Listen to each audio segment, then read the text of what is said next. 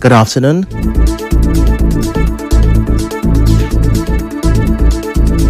It's Monday, November 3rd, 2025. INEC's continuous voter registration is still ongoing. Use the opportunity to register to vote. On the news this hour, reactions trail President Trump's threat of military action in Nigeria. Presidency dismisses report of Tinubu's scheduled meeting with U.S. Vice President. Former President Jonathan alleges in new book Obama played role in his 2015 defeat. River State Ministry of Health steps in to settle hospital bills for a detained baby. Ichie community rejoins National Grid after a decade of darkness. I'm Ifechukwu Muonyili with the news.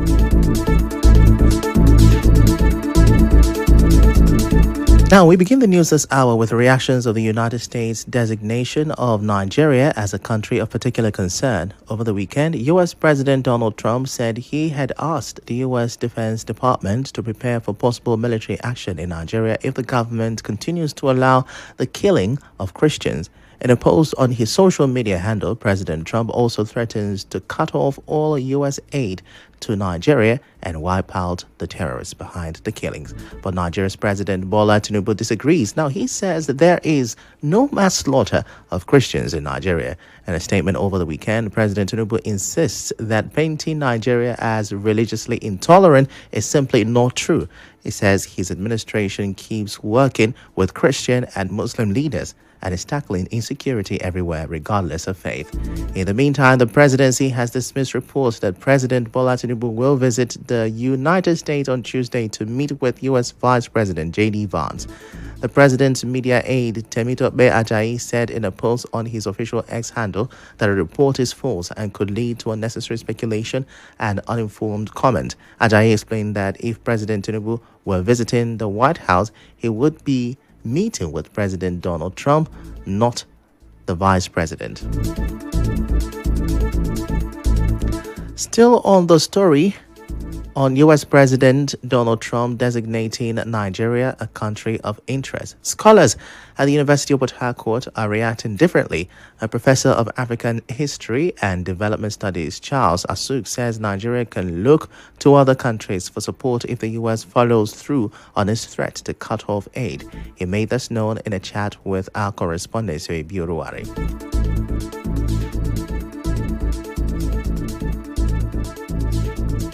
International relations is fluid. When your traditional allies or friends are not willing to help you, you look for help from another international state actor. You have the option to either go to Russia or China. After all, in international politics or international political economy, China is the new kid on the block. You know, Nigeria has never been in the good books of Trump from time. So we should not be expecting foreign aid from the U.S.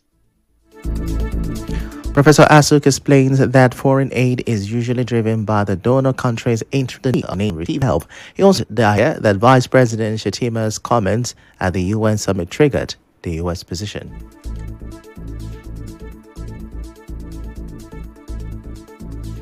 When Trump came, one of the things Trump did was to investigate the utilization of fund USAID. They discovered that the funding from USAID was used to increase the security crisis in the northern part of Nigeria. We cannot say that because VP went to the UN and made a national statement looking at Nigeria and US relations. But Professor of Islamic Studies Abdulrazak Kilani wants Nigerians to reject the label entirely, insisting the United States is acting like an enemy of the country. Nigeria will be having our own local issue which we have been managing from independence. Those who are calling for Nigeria to be labeled a country of concern, they are the enemies of Nigeria. Should see Nigerian interests as uppermost in our mind and ensure that that kind of a label does not fit the country narrative. It is true, Muslims have been key, Christians have been key, but nobody has jubilated or celebrated such thing. When these bandits, Boko Haram, where they kill, they do not ask for religious identity. They kill. They go to a mosque and massacre people during prayer. They go to church and they go to the street and kill people. Professor Kilani also accused the U.S. of being selective in how it addresses Nigeria's security challenges, especially after President Trump's comment about protecting Christians. For U.S. government to have taken such kind of a stand demonstrated the level of hypocrisy and double-facedness. The genocide in Gaza was supported, financed, and funded by the U.S. government. America was looking the other side. Even the ICC judgment was considered to be non-binding by the United States government. Now, as far as Nigeria is concerned, the Nigerians should need to rally around, support themselves, support their government, and support all their religious body to ensure that nobody come outside to divide us. Well, in a related story, an international rights person wants the federal government to take advantage of the current situation instead of denying claims of genocide against Christians. Professor Nanen is a lecturer at the University of Port Harcourt and he said the killings are acts of terrorism, not government policy, and used that argument to request military support from the U.S. He was speaking to correspondent Ifechukwu. The Nigerian government should do is to make the best of the situation instead of denial. The Nigerian government could argue that it's not a state policy to persecute Christians or not to protect religious minorities in the country. It's not a state policy, but it is happening, and it is through acts of terrorism, banditry. These are the key issues, and they should not seek the cooperation of Americans, okay, to make the best of the American intervention in this matter, to seek American support. He also recommends exploring diplomatic options through the United Nations to address the crisis. There is also a diplomatic front that they can pursue. They could work through the United Nations system to appoint a special rapporteur on Nigeria. I think we have a lot of opportunity to deal with this situation once and for all. So the issue of the government denying or playing ostrich around the whole issue, that is not the best approach. Professor Naden believes the way President Tinubu's administration is handling the issue shows a lack of competence in managing the problem. It's not a matter of, being shy or ashamed or that the country doesn't have the capacity. No, clearly Nigeria needs assistance in this matter. The government is not very skillful or is a bit deficient in handling issues of this nature. Foreign relations is not one of the best gifts of Nigerian government.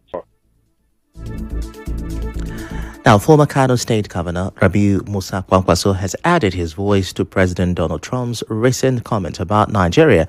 Kwankwaso says he is worried about the growing threat coming from the U.S. president, especially after Nigeria was labeled a country of particular concern. The NNPP presidential candidate in 2023 insists Nigeria is a sovereign nation dealing with insecurity that affects people of all religions and ethnic groups, not just Christians.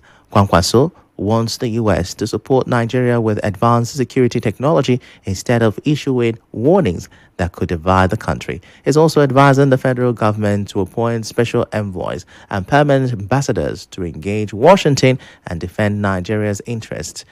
And to Nigerians, Kwankwaso says this is a time to stay united, not divided. Well, however, the South-South Vice President of the Pentecostal Fellowship of Nigeria, Archbishop Emma Esong, says the U.S. move is justified. He tells Nigeria Info's Onyeka Chinwosu that the Nigerian government should actually be grateful for the designation because the U.S. has credible intelligence on the killings.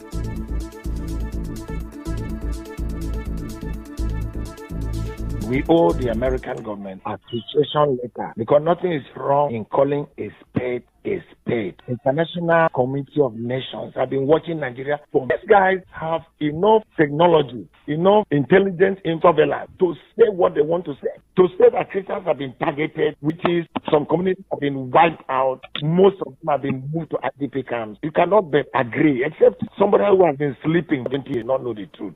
The PFN leader, who also heads government, if that would cause us to sit back and face our nation. The former Lord Jonathan is accusing ex-U.S. President Barack Obama of playing a role during the 2015 general election. In his new book, My Transition Hours, which will be launched on Tuesday, Jonathan has built usual bias during the election message to Nigerians at the time. Still to come, Rivers State government steps in to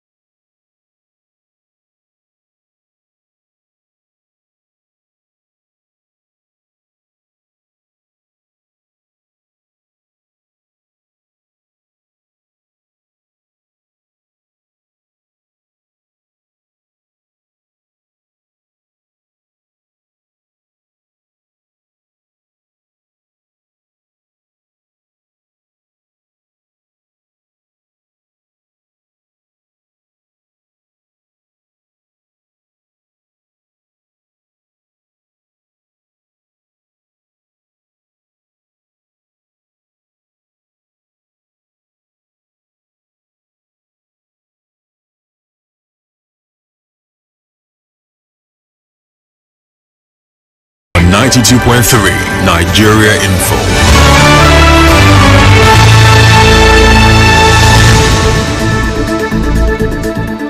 You're welcome back. Now, the father of a baby allegedly held by a private hospital in Port Harcourt is denying reports that he abandoned his child after his wife died.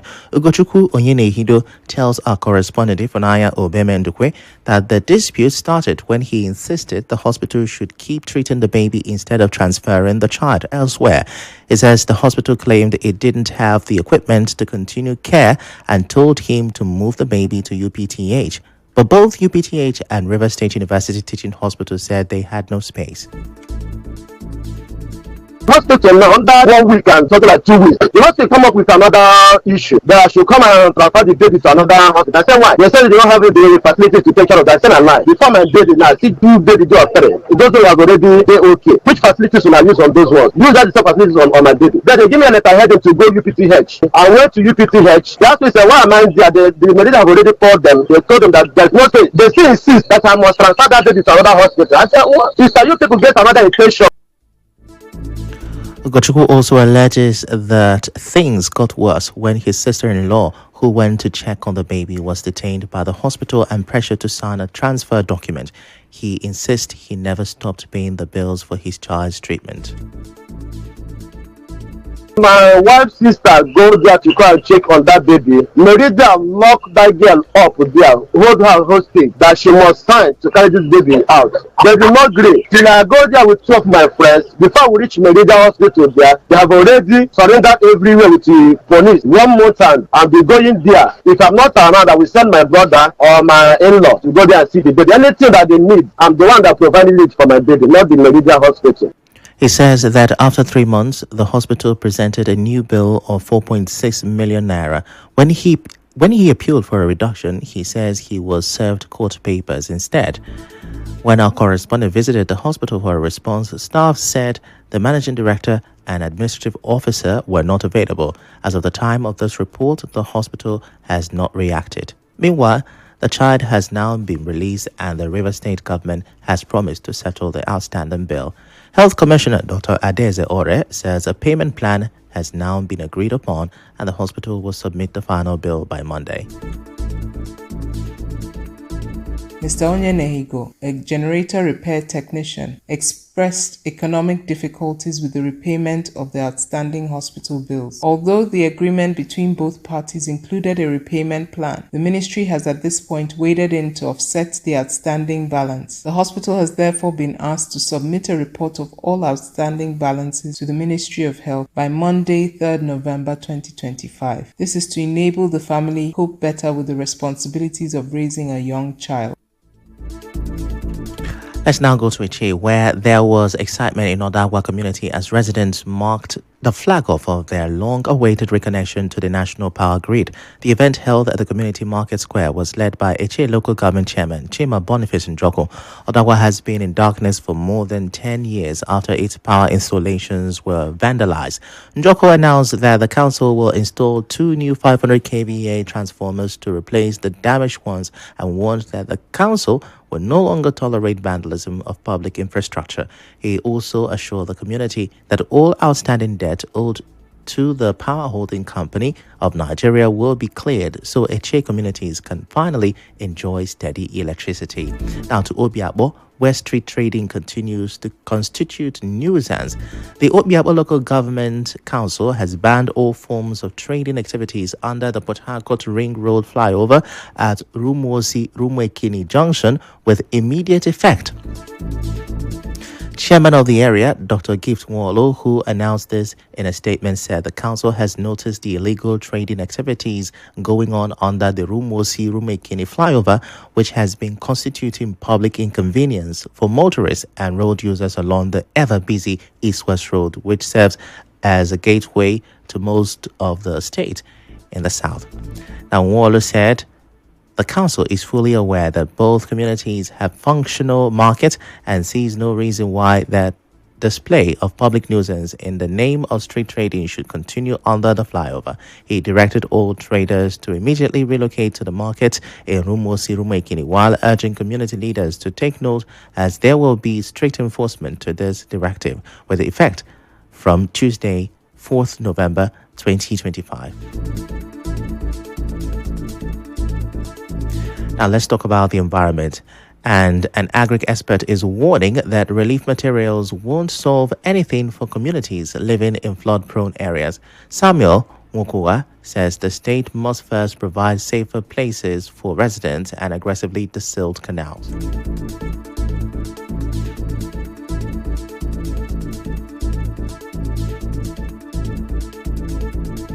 Government telling you to move. The government is responsible for that movement. The government is responsible for every logistic involved in moving the people. There are housing estates built by government. There are IDP camps. So government needs to be intentional and ensure that the people are well fed. That is the responsibility of government. It's not just to tell them to move to higher land. Now, he also wants the government to lead the campaign against dumping waste into waterways. Another stakeholder, Chiziyo Masali, says the government has been too slow. And Engene Flood Disaster Response Coordinator, Iniata Abieba, says people in Orashi want a permanent solution, not rice and mattresses. The challenges arising from this remain traumatic and pathetic. The inhabitants of the Orashi region, especially in Guinea, do not need farm inputs. What they need rise far beyond flood relief materials. They need permanent solution to the challenges of the annual flooding of the region. Now to party politics. Bayelsa State Governor Duedire says his decision to leave the PDP for the APC was made in the overall interest of the state. He spoke publicly about the move for the first time during the 14th Bayelsa Thanksgiving Day in Yenagoa, saying someone had to take the step, and he did so on behalf of Bayelsans. Diri told the crowd that although some may not understand his choice now, time would reveal that it was for the state's benefit. He also praised the unity shown by political leaders across party lines at the Thanksgiving service, insisting that politics should drive development, not division. Governor Dere is expected to move to the APC officially today, Monday. Talking crimes now, the family of Bright Okito Wilson Uko has petitioned the AIG Zone 16 in Yenagoa over an alleged attempted murder in Abuaodua, River State. Their lawyer, Dr. Biobele George Will, says Bright was attacked with a machete on September 28th after being accused of theft and is now on oxygen support. Bright's younger brother, Royal Oko, spoke to our correspondent on this. Imugeti Aselemi came to our house and threatened us that we should treat him, that they are going to come back to hit him more. So after I said that, I have to confront him in the chief house. I asked him, what did my brother really do to you that you people do this? He bring out his smartphone and show me at the smartphone there was 3 short rod. And this is what he stole. I said, even though he stole this rod, that does not guarantee you to beat him to this extent of he's a half dead now. Why did he do this? The people that came out to help the young man, he summoned them at the juju. Me, my most senior, and my junior sister, we also included in that juju case. As it stands now, my elder brother is looking for money to settle the aspect of the juju. Royal says the suspects are still moving freely and threatening the family. The lawyer wants urgent police intervention. The accused didn't respond to calls, while one of them, Chief Odeyo Ameyodi Samuel, cut the call when contacted by Nigeria Info. Bayelsa State Police Command says they will update us in due time. And now, we bring you news from around the world.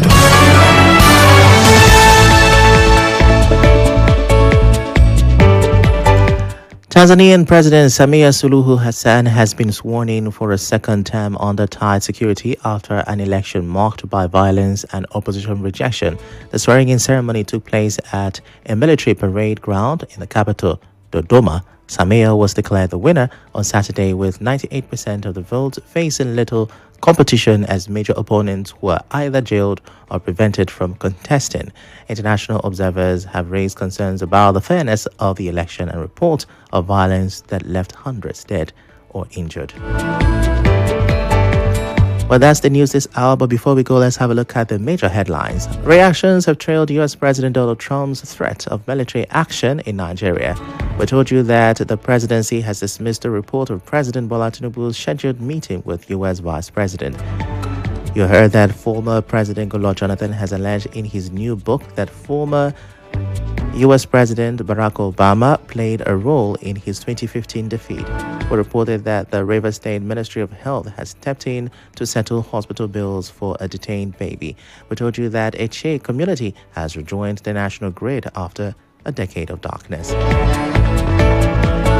The news was edited by Ifunaya Obeme Ndukwe.